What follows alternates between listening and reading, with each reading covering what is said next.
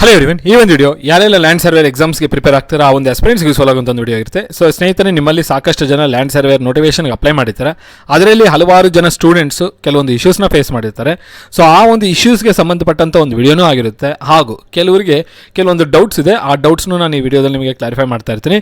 So ಈಗಾಗಲೇ ನಾನು previous ಆಗಿ ಒಂದು ವಾರದ ಕೆಳಗಡೆ ಅಥವಾ ಒಂದು ವಾರದ ಒಳಗಡೆ ಈ ಲ್ಯಾಂಡ್ ಸರ್ವೆ ಸಂಬಂಧಪಟ್ಟಂಥ ಒಂದು ವಿಡಿಯೋನ ಅಪ್ಲೋಡ್ ಮಾಡಿದ್ದೀನಿ, ಕ್ವಾಲಿಫಿಕೇಷನ್ ಸಂಬಂಧಪಟ್ಟಂಥ ವಿಡಿಯೋ.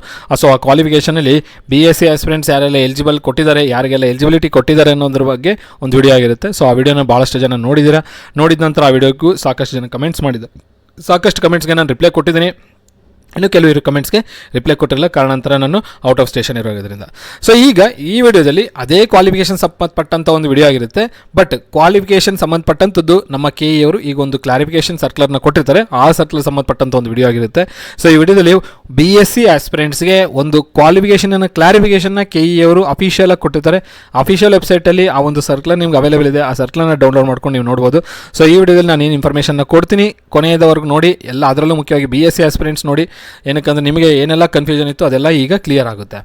ಸೊ ಏನಪ್ಪ ಅಂತಂದರೆ, ಸಾಕಷ್ಟು ಜನ ಆಸ್ಪಿರೆಂಟ್ಸು ಅಪ್ಲಿಕೇಶನ್ ಅಪ್ಲೈ ಮಾಡಿರ್ತೀರ. ಅಪ್ಲಿಕೇಶನ್ ಅಪ್ಲೈ ಮಾಡೋ ಟೈಮಲ್ಲಿ you doesn't meet the required qualification. ಅಥವಾ BSc ಆಸ್ಪಿರೆಂಟ್ಸ್ ಅಪ್ಲೈ ಮಾಡೋಕ್ಕೆ ಹೋದಾಗ ನಿಮ್ಮ ಒಂದು ಕ್ವಾಲಿಫಿಕೇಷನ್ ತೋರಿಸ್ತಾ ಇರಲಿಲ್ಲ. ಏನಕ್ಕಂದರೆ BScನಲ್ಲಿ ಒಂದೇ ಬ್ರಾಂಚ್ PCM ಅನ್ನೋದಿಲ್ಲ.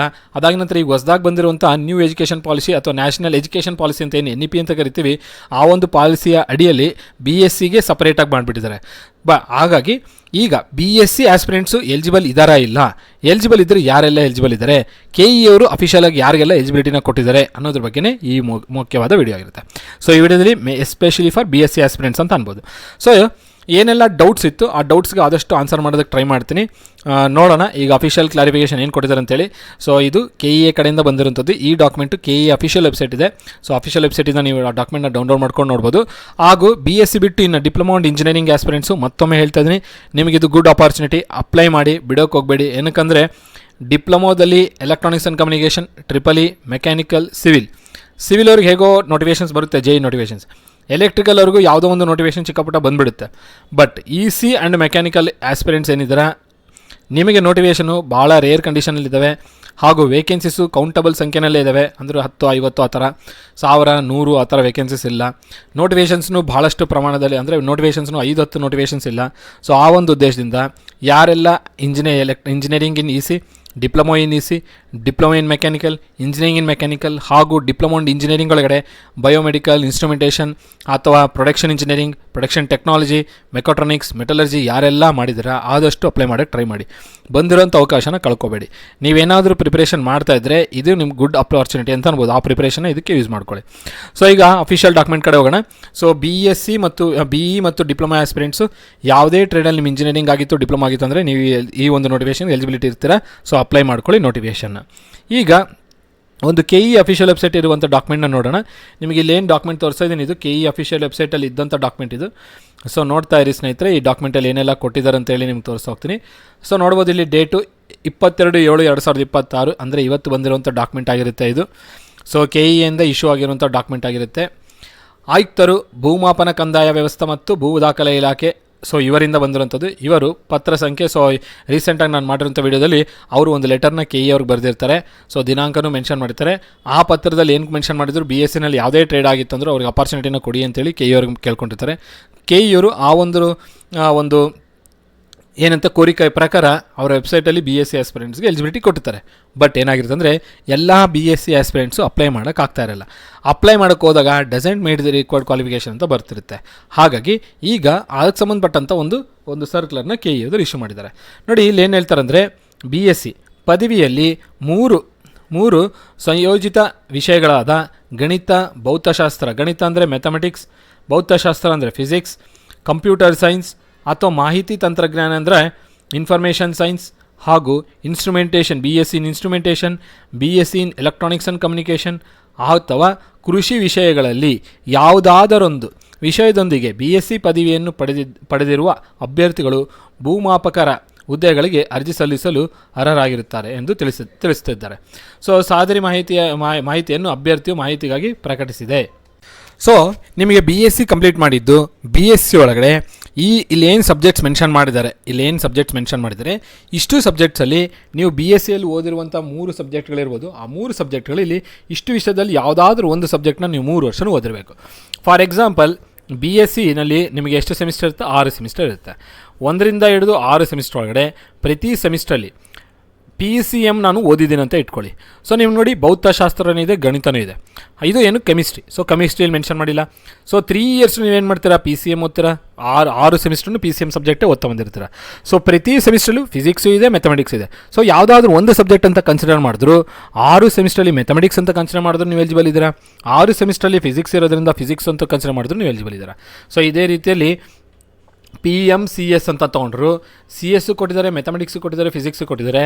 ಸೊ 6 ಸೆಮಿಸ್ಟ್ರಲ್ಲಿ 3 ಸಬ್ಜೆಕ್ಟ್ ಇರೋ ಕಾರಣ ನೀವು ಎಲಿಜಿಬಲ್ ಇರ್ತಾರೆ.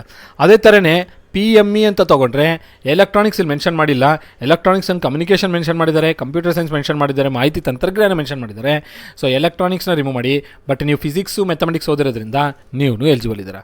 ಅದೇ ರೀತಿಯಲ್ಲಿ PMS ಸ್ಟ್ಯಾಟಿಸ್ಟಿಕ್ಸ್ ಇಲ್ಲಿ ಮೆನ್ಷನ್ ಮಾಡಿಲ್ಲ, ಇದನ್ನು ರಿಮೂವ್ ಮಾಡಿ, ಬಟ್ ಫಿಸಿಕ್ಸು ಮ್ಯಾಥಮೆಟಿಕ್ಸ್ ಓದಿದ್ದೀರಾ 6 ಸೆಮಿಸ್ಟ್ರಲ್ಲಿ, ಹಾಗಾಗಿ ನೀವು ಎಲಿಜಿಬಲ್ ಇರ್ತೀರ. ಅದೇ ರೀತಿಯಲ್ಲಿ BSc ಇನ್ ಅಗ್ರಿಕಲ್ಚರ್.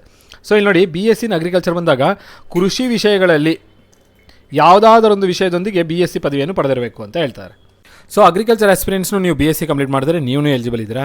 ಸೊ ನೀವು ಆಪ್ಷನ್ ಎಂಟ್ರಿ ಮಾಡುವಾಗ BSc ಇನ್ ಸೆರಿಕಲ್ಚರ್, BSc ಇನ್ ಹಾರ್ಟಿಕಲ್ಚರ್ ಕೊಟ್ಟಿದ್ರು, ಅವರು ಎಲಿಜಿಬಲ್ ಇರ್ತಾರೆ. ಸೊ ಈಗ ನಿಮಗೆ ಒಂದು ಕ್ಲಾರಿಟಿ ಬಂದಿರಬೇಕು. Physics, mathematics and computer science, electronics and communication, instrumentation engineering ಹಾಗೂ ಅಗ್ರಿಕಲ್ಚರ್ ಇಷ್ಟು ಸಬ್ಜೆಕ್ಟ್ಸ್ಗಳಲ್ಲಿ ಯಾವುದಾದ್ರೂ ಒಂದು ಸಬ್ಜೆಕ್ಟು ನಿಮ್ಮ BScಯಲ್ಲಿ ಪ್ರತಿ ಸೆಮಿಸ್ಟ್ರಲ್ಲಿ ಓದಿದರೆ ನೀವು ಎಲಿಜಿಬಲ್ ಇರ್ತೀರಾ ಈ ನೋಟಿಫಿಕೇಷನ್ಗೆ. ಸೊ ಈಗ ಈ ವಿಡಿಯೋದಲ್ಲಿ ನಿಮಗೆ ಕ್ಲಾರಿಟಿ ಸಿಕ್ಕಿದೆ ಅಂತ ಅಂದ್ಕೊಂಡಿದ್ದೀನಿ. ಬಟ್ ಏನಂದರೆ ಈಗ ಇನ್ನೊಂದು ಕ್ವಶನ್ ಏನಿದೆ, ಸರ್ ಇದು ನಮ್ಗೆ ಮುಂಚೆನೂ ಗೊತ್ತಿತ್ತು, ಯಾಕಂದರೆ ನೀವು 7 ದಿನದ ಕೆಳಗಡೆ ಆ ವಿಡಿಯೋ ಅಪ್ಲೋಡ್ ಮಾಡಿದ್ರಿ, ಆ ಡಾಕ್ಯುಮೆಂಟ್ ತೋರಿಸಿದ್ರಿ, ನಮ್ಗೆ ಗೊತ್ತಿತ್ತು ನಾವು ಎಲಿಜಿಬಲ್ ಇದ್ದೀವಿ ಅಂತ ಹೇಳಿ. ಬಟ್ ಆದರೆ ಅಪ್ಲಿಕೇಶನ್ ಹಾಕೋ ಟೈಮಲ್ಲಿ ಯಾಕೆ ಸರ್ ಆ ಇಶ್ಯೂ ಫೇಸ್ ಮಾಡ್ತಿದ್ವಿ ಅಂತ ಕೇಳ್ತೀರಾ. ಸೊ ಈಗ ಇದು KA ಗಮನಕ್ಕೆ ಬಂದಿರುತ್ತೆ, ಸಾಕಷ್ಟು ಜನ ಆಸ್ಪಿರೆಂಟ್ಸು ಇಶ್ಯೂನ ಫೇಸ್ ಮಾಡ್ತಾರೆ ಅಂತೇಳಿ. ಇನ್ನೊಂದು 2-3 ದಿನಗಳಲ್ಲಿ ಆ ಒಂದು ಇಶ್ಯೂನ ರಿಸಾಲ್ವ್ ಮಾಡ್ತಾರೆ. 2 ಡೇಸ್ ವೆಯ್ಟ್ ಮಾಡಿ, ಇವತ್ತೊಂದು ದಿನ ನಾಳೆ ಒಂದಿನ ವೆಯ್ಟ್ ಮಾಡಿ. ನಾಡ್ದು ಯಾರೆಲ್ಲ ಅಪ್ಲಿಕೇಶನ್ ಹಾಕಿದ್ದೀರಾ, ಎಡಿಟ್ ಮಾಡೋ ಆಪ್ಷನ್ ಇತ್ತು ಅಂದರೆ ಎಡಿಟ್ ಮಾಡೋಕ್ಕೆ ಟ್ರೈ ಮಾಡಿ. ಇನ್ ಕೇಸ್ ಎಡಿಟ್ ಆಪ್ಷನ್ ಇಲ್ಲ ಅಂತಂದರೆ KA ಕಾಲ್ ಮಾಡಿ, ಸರ್ ಈ ಥರ ನಾನು ಅಪ್ಲಿಕೇಶನ್ ಹಾಕಿದ್ದೀನಿ, ನಂದು ಈ ಥರ BScನೂ ಕಂಪ್ಲೀಟ್ ಆಗಿದೆ, ನೀವು ಹೇಳಿದಂಥ ಒಂದು ಸಬ್ಜೆಕ್ಟನ್ನು ನಾನು 3 ವರ್ಷನೂ ಓದಿದ್ದೀನಿ, ಸೊ ನನ್ನ ಒಂದು ಅಪ್ಲಿಕೇಶನ್ ಎಡಿಟ್ ಮಾಡೋದಕ್ಕೆ ನನಗೆ ಆಗ್ತಾ ಇಲ್ಲ, ನಾನು ಏನು ಮಾಡಬೇಕು ಅಂತ ಕೇಳಿ ಅವ್ರು ನಿಮಗೆ ಸ್ಟೆಪ್ಸ್ನ ಹೇಳ್ತಾರೆ. ಆ ಸ್ಟೆಪ್ಸ್ನ ಫಾಲೋ ಮಾಡಿಕೊಂಡು ನಿಮ್ಮ ಅಪ್ಲಿಕೇಶನ್ ಸಬ್ಮಿಟ್ ಮಾಡಿ.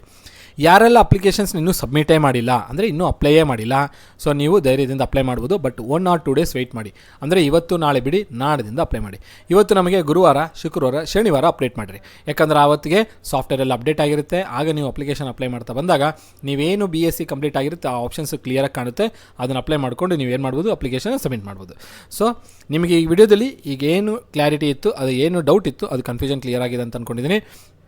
ಸೊ ಯಾರೆಲ್ಲ ಇನ್ನೂ ಅಪ್ಲೈ ಮಾಡಿಲ್ಲ 2 ದಿನ ವೆಯ್ಟ್ ಮಾಡಿ ಅಪ್ಲೈ ಮಾಡಿ. ಯಾರು ಅಪ್ಲೈ ಮಾಡಿದ್ದೀರಾ ನಾಳೆ ಅಪ್ಲೈ ಮಾಡೋಕ್ಕೆ ಟ್ರೈ ಮಾಡಿ. ಇನ್ ಕೇಸ್ ಅದೇ ಇಶ್ಯೂ ಬಂತು, ಎಡಿಟ್ ಮಾಡೋ ಆಪ್ಷನ್ ಇಲ್ಲ ಅಂತಂದರೆ KA ಕಾಂಟ್ಯಾಕ್ಟ್ ಮಾಡಿಬಿಟ್ಟು ನಾನು ಹೇಳ್ದಂಗೆ ಮಾಡಿ. ಸೊ ಆಗ ನಿಮ್ಮ ಡೌಟು ಕ್ಲಿಯರ್ ಆಗೋಗುತ್ತೆ. ಅದಾಗಿ ನಂತರ ಈ HK ಮತ್ತು NHK ಆಸ್ಪಿರೆಂಟ್ಸು ಭಾಳಷ್ಟು ಜನ HK ಮತ್ತು NHK ಆಸ್ಪಿರೆಂಟ್ಸ್ ಇದ್ದಾರೆ. ಸೊ BSc ಕಂಪ್ಲೀಟ್ ಆಗಿದೆ, ನಾನು HKನ ಇದ್ದೀನಿ, NHKಗೂ ಅಪ್ಲೈ ಮಾಡ್ಬೋದು ಅಂದರೆ ನೀವು NHKಗೂ ಅಪ್ಲೈ ಮಾಡ್ಬೋದು, HKಗೂ ಅಪ್ಲೈ ಮಾಡ್ಬೋದು. ಯಾರೆಲ್ಲ ಹೈದರಾಬಾದ್ ಕರ್ನಾಟಕ ಆಸ್ಪಿರೆಂಟ್ಸ್ ಇದ್ದೀರಾ, ಹೈದರಾಬಾದಲ್ಲಿ ನಮಗೆ 7 ಡಿಸ್ಟ್ರಿಕ್ಸ್ ಬರುತ್ತೆ. ಸೊ 7 ಡಿಸ್ಟ್ರಿಕ್ಕಿನ ಆಸ್ಪಿರೆಂಟ್ಸ್ ಇನ್ ಕೇಸ್ ಈ ಲ್ಯಾಂಡ್ ಸರ್ವೆ ನೋಟಿಫಿಕೇಷನ್ಗೆ ಅಪ್ಲೈ ಮಾಡಬೇಕು ಅಂತ ಅಂದ್ಕೊಂಡ್ರೆ ನೀವು ಅಪ್ಲೈ ಮಾಡ್ಬೋದು. HKಗೆ ಮತ್ತು NHKಗೆ ಎರಡಕ್ಕೂ ಅಪ್ಲೈ ಮಾಡ್ಬೋದು. ಇಲ್ಲಿ ನಿಮ್ಮ ಕ್ವಶನ್ ಏನು ಬರುತ್ತೆ ಅಂದರೆ, ಸರ್ ನನಗೆ ಗೊತ್ತಿತ್ತು ಎರಡಕ್ಕೂ ಅಪ್ಲೈ ಮಾಡ್ಬೋದು ಅಂತೇಳಿ, ಬಟ್ ಫೀಸ್ ಹೆಂಗೆ ಸರ್, 750 1,500 ರೂಪಾಯಿ ಪೇ ಮಾಡಬೇಕಾ ಅಂತ ಕೇಳಿದ್ರೆ, ನೋಡಿ ಆಸ್ಪಿರೆಂಟ್ಸ್, ನೋಟಿಫಿಕೇಷನು ಒಂದೇ ನೋಟಿಫಿಕೇಷನು 2 ರೀಜನ್ಗೆ ಸ್ಪ್ಲಿಟ್ ಆಗಿರೋದ್ರಿಂದ ಸೊ ಒಂದು ಅಪ್ಲಿಕೇಶನ್ ಫಸ್ಟು 750 ಪೇ ಮಾಡಬೇಕಾಗುತ್ತೆ, ಎರಡನೇ ಅಪ್ಲಿಕೇಶನ್ಗೆ 100 ರೂಪಾಯಿ ಮಾತ್ರ ಪೇ ಮಾಡಬೇಕಾಗುತ್ತೆ. ಸೊ ಎರಡೂ ನೋಟಿಫಿಕೇಷನ್ ಅಪ್ಲೈ ಮಾಡ್ತೇನೆ ಅಂದರೆ 850 ರೂಪಾಯಿ ಪೇ ಮಾಡ್ತೀರಾ. ಯಾರು HK ಆಸ್ಪಿರೆಂಟ್ಸ್, ಎರಡಕ್ಕೂ ನಾನು ಅಪ್ಲೈ ಮಾಡ್ತೇನೆ ಅಂದರೆ. ಬಟ್ NHK ಆಸ್ಪಿರೆಂಟ್ಸು ಒಂದಕ್ಕೆ ಮಾತ್ರ ಅಪ್ಲೈ ಮಾಡ್ಬೋದು, ಯಾವುದು ನಾನು ಹೈದರಾಬಾದ್ ಕರ್ನಾಟಕಕ್ಕೆ ಮಾತ್ರ. ಸೊ ನೀವು 750 ರೂಪಾಯಿ ಪೇ ಮಾಡಲೇಬೇಕು. ನಾನು ಹೈದರಾಬಾದ್ ಕರ್ನಾಟಕದವರು 750 ಪೇ ಮಾಡಬೇಕು.